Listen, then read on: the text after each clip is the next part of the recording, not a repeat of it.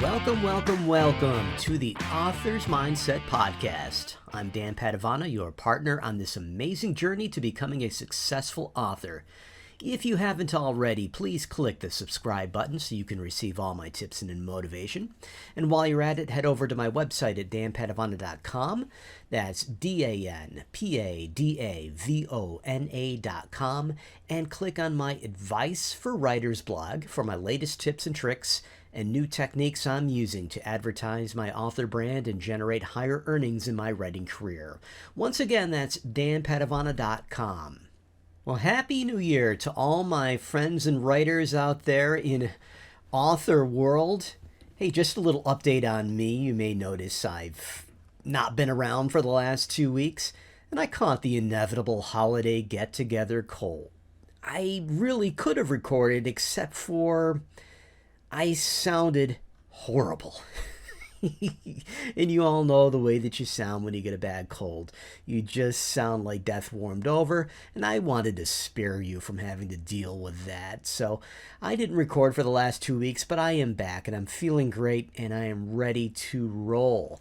Hey, since I said Happy New Year, did you set any New Year's resolutions? Any on your writing career? Any on your business prospects? For health? For just about anything? If you didn't, hey, it's not too late. In fact, it's never too late. In fact, I don't even use New Year's resolutions anymore. I don't. I am not one of those people who decides that because it's January 1st, it's time to go to the gym. It's time to finally start this or that or whatever.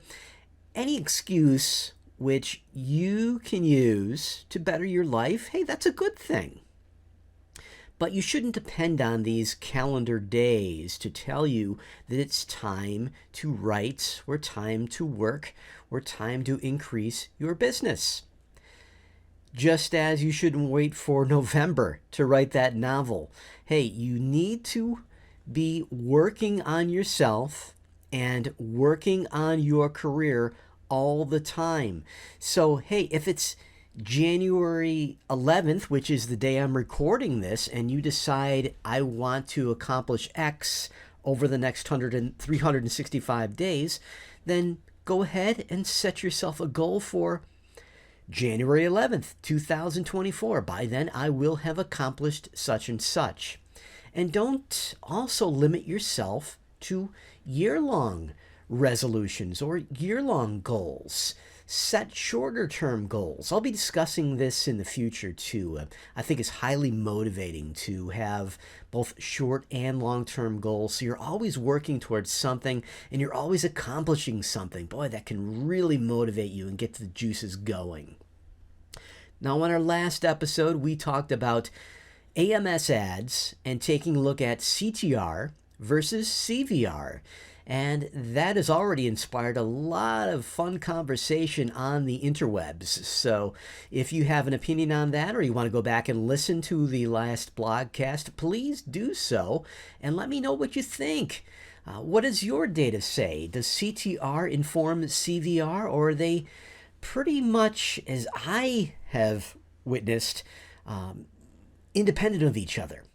And I think that there are many reasons that they can be independent of each other, even though I think that CTR, at least to a small degree, should inform CVR. But I have a lot of data backing up my own studies on CTR and CVR, and we'll take a look at this many more times in the future as we roll up our sleeves and get data heavy. We also discussed on the previous episode GPT-3's impact on novelists, on writers like you and me. And a lot of people are now talking about the impact of GPT-3. And of course, there are a lot more naysayers starting to come out after all the excitement, or at least all of the worry that it was going to take away the careers of authors. Here is a quote from Wahid Uz Zanman, who is a freelance content writer of great note, and he was quoted in the Business Standard as saying, "The AI tool can write articles or essays based on given questions, Chat GPT generated text can be used in content and blog writing. For inexperienced readers, it might seem well written and authoritative. But for the most part, these texts are incoherent and full of wrong information because these texts are a mishmash of pre-existing related information. Even if a content writer uses the chatbot's text, he or she needs to fact check and edit, which will subsequently take a lot of time. By this time, original content can be written. For experimental use, it's okay, but reliability is an issue. One cannot rely on it 100%, but writers can take hints and ideas from it. Writing, in my opinion, requires a great deal of human thinking that is appropriate to the context. In any scenario, there would be some kind of appeal to the human imagination and feelings. Contents generated by generative AI are inspired by existing sources, sometimes plagiarized, misleading, stolen, and filled with copyright issues. Doesn't get any more plain than that. And of course, this is coming from a freelance content writer who makes his money off of, writing content on the web, and therefore AI could be threatening his future career. But I agree with many of the things that he says. I think perhaps he takes a little bit more negative viewpoint than I would on generative AI. I mentioned in that episode on GPT-3 and its impact on novelists that I believe the technology will help writers, not take our careers away. And I put my money where my mouth is. I'm currently a subscriber to both Sudowrite, which is SUDOWRITE,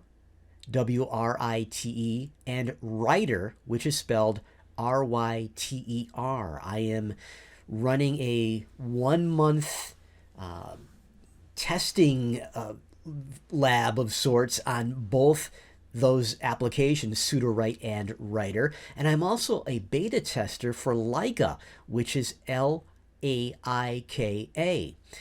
Of the three which I've seen, by far, Sudowrite is the most advanced and the best which I've encountered. Writer doesn't do much for me. I'm starting to experiment with blog content and see how it performs, giving you ideas for blog content. But as far as helping you write a novel, not at all. I don't like it at all. Laika is very much in the development stages. One of the neat things about Laika is you can feed it a very long piece of text and it will write in the style of that text pretty convincingly. So I fed it an entire novel, which I had written, I think, 3-4 months ago, edited and published. And Laika generated text based on some prompts which I put in, which frighteningly looked a lot like my writing. However, the actual direction which it took the story was just strange. So it certainly wasn't ready for prime time, but I'm encouraged. I like what I see. Back to Sudowrite. That's the best one so far that I've worked with. Sudowrite is terrific for outlining. For instance, you can give it like 5 or 6 scenes, and these are just short summaries too. It might say something like scene 1, Thomas Shepard does so and so. Scene 2, scene 3, scene 4, the bad guy shows up and does so and so, and then you leave scene 5 blank and click write, and Sudowrite will come up with ideas for what you can use for the next scene. That's pretty neat, and that's helping me in the development phase for future novels. So that's why I say Sudowrite and generative AI can be very helpful for us rather than taking our careers away.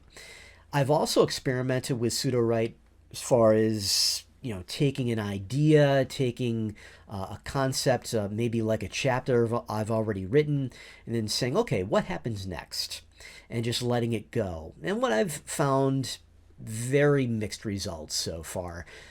Some of the content is pretty interesting and gives me ideas about where maybe I could go next, things that I haven't thought of, which is kind of neat. I like that aspect of pseudo write and generative AI. But oftentimes it just goes off the rails. It starts coming up with all these ridiculous ideas. There was one where, if you're familiar with my novels, if you're familiar with the Wolf Lake or Thomas Shepard books, you know who Scout Morning is. Scout Morning is a teenager who was in a wheelchair. She is a investigator, a private investigator on the internet.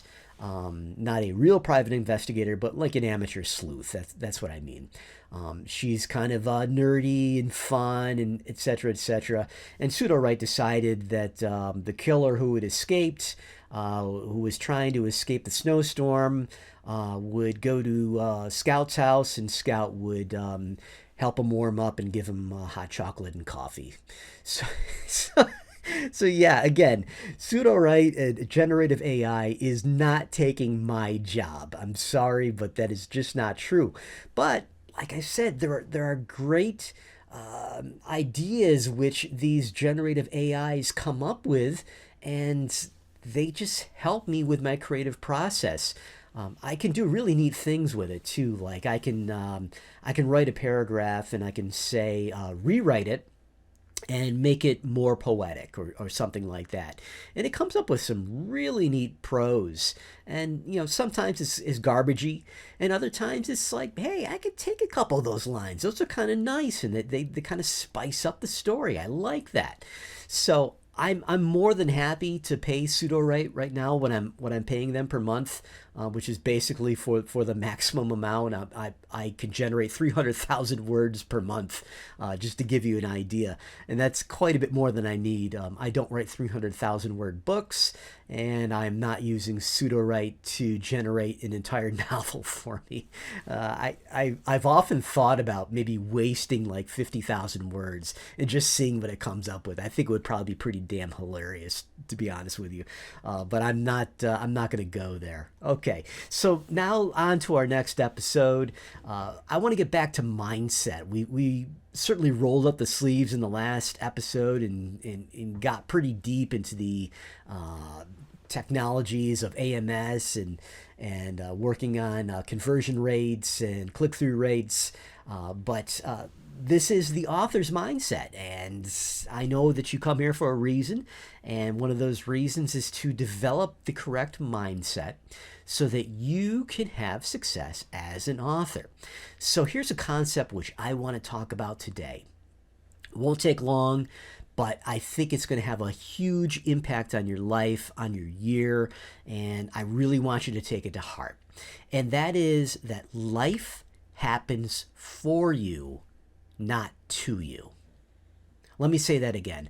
Life happens for you, not to you. So we all run into some bad luck here and there, and if you are like me and you believe that things happen for a reason, then you can either say, boy, I just have the worst luck, or you can say, that happened for a reason and I can grow from that.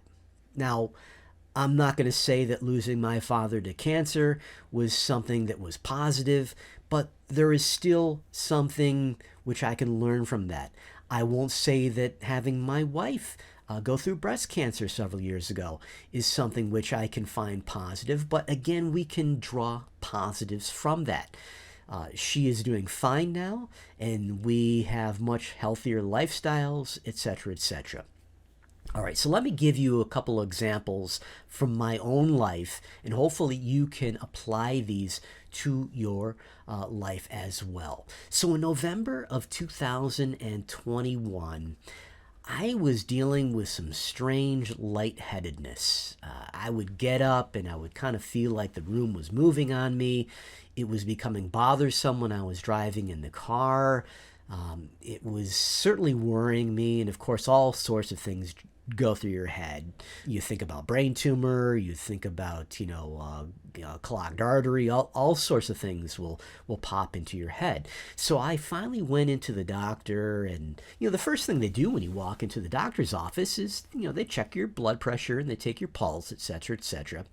Turned out that my blood pressure was sky high. It wasn't into the I'm about to have a heart attack range, but it was really high, like, into the, 140 over 100 type range. Here I am. I'm somebody who ate right, at least for the most part. I had my vices, my pizzas, my ice creams, and et cetera, et cetera. But for the most part, I ate right. I had a fairly healthy weight. I also exercised far more than the average American. I was always on my bike. I weightlifted. I walked a lot. All the things which doctors tell you to do. So I felt like, geez, I'm doing all the right things. So I could have taken that diagnosis and I could have said, well, there it is. It's life happening to me again. And, kind of buried my head in the sand or whatever. But I didn't. I believe that life happens for you, that life happens for a reason. So my diagnosis of high blood pressure led me to cleaning up my diet, especially taking a lot of the salt out of my diet and also dropping some weight. The quest for diet information led me to Dr. William Lee's book, Eat to Beat Disease. And that was so eye-opening, and I took so much from that book. This led me to a desire to reduce stress, because obviously stress can affect high blood pressure as well. So that got me into exploring meditation. And meditation led me to self-development books like Tony Robbins, Brendon Burchard, and more. And that led me to career development. Tony Robbins then led me to Dr. David Sinclair and treating aging as a disease. And I just find Dr. David Sinclair's studies to be absolutely fascinating. So, long story short, a little bit more than a year later, and all of a sudden I have this much more positive view of the future and believe that many people my age are going to live well past the age of 100 and with many more healthy years than, the typical elderly person has or has had up till this point. Again, I took it as life is happening for me. I took it as a lesson, and each lesson led me down the path to a new, even more important lesson. So here is a direct application on how you can use the idea of life happens for you, not to you, to your writing. So many of you know that I built my career largely on the back of advertising. That was how I got myself in front of readers who had never heard of me, and, over time, built a following, and took my books from obscurity to the top 100 in Amazon. But in the fall of 2022, so we're going back about 3 or 4 months now, my ads simply stopped working. My conversions in AMS, Amazon's advertising system, absolutely plummeted. Oh, they were just terrible. And I also saw a explosion in cost per click on Facebook. So what to do? I had built my career so far on these advertisements, and all of a sudden they're just not working anymore. Does this mean that my career is threatened? Is this life happening to me again? No, I had to say that life happens for me, and I had to take lessons and grow as a business person and as a writer from my experiences in the fall of 2022. So this led me to studying what worked for me in the past. I'm kind of a data freak, so I'm always going back and I'm looking at my dashboard in AMS. I'm looking at my spreadsheets, which I keep on my profitability and revenue, etc., etc. And here was something curious. I noticed that my highest revenue months by far were occurring last summer. So summer of 2022.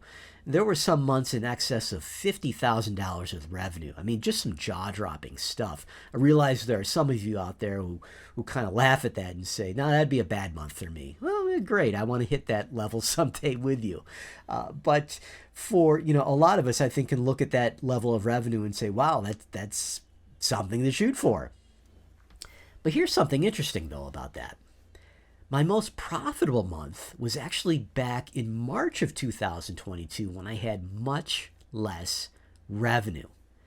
I had to dig into the whys and look at my spreadsheet data. And boy, did I find I was spending a lot more on ads in the summer of 2022 than I had been in March of 2022. And that led me to completely rethinking my ad strategy. And I lowered a lot of bids across the board to decrease the risk of when my conversions just go through horrible periods. And those horrible periods are inevitable. And I don't care how good you are with AMS ads or Facebook ads, you're going to have those periods, whether it's the fact that you've worn out your target audience or it's just bad luck. It's just, random statistical deviations. I concentrated more on building my email list. And of course, we talked about email lists just a few episodes ago. So the result is I am now pulling between $30,000 and $40,000 per month in revenue with far less reliance on advertising, and hence profitability is way up. In fact, last month, December of 2022, I almost beat that March 2022 profitability level. So, and of course, profitability is taking revenue and subtracting off all of your costs.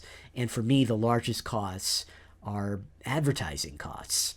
So the big takeaway from all of this is it's easy to be a writer and a business person when every strategy you use works. How you respond to challenges determines your long-term success in any business, especially writing. So remember, life happens for you, not to you. All right, if you enjoyed this episode, please do me a favor. Go to Spotify, iTunes, YouTube, or wherever you're listening to this podcast and give me a rating and review. Positive reviews help other authors or anyone engaged in self-development find this podcast. And remember to head over to danpadavona.com. That's DanPadavona.com, and check out my Advice for Writers blog. It is absolutely free. You can see what I'm working on now and what techniques I'm employing to grow my author business. And if you like those tips, you can apply them to your own career.